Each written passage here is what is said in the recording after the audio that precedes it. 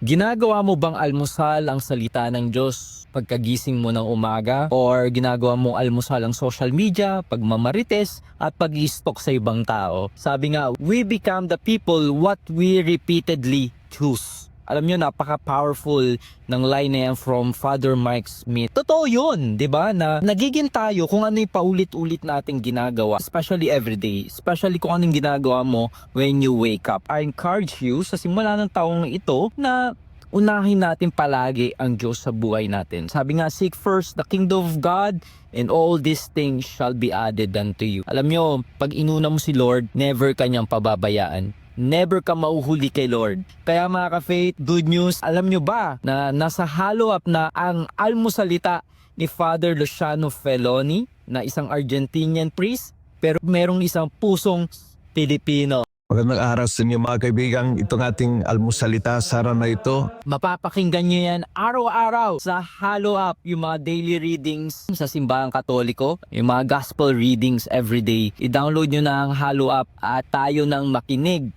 at mag-almusal ng salita ng Diyos sa almusalita sa Follow Up.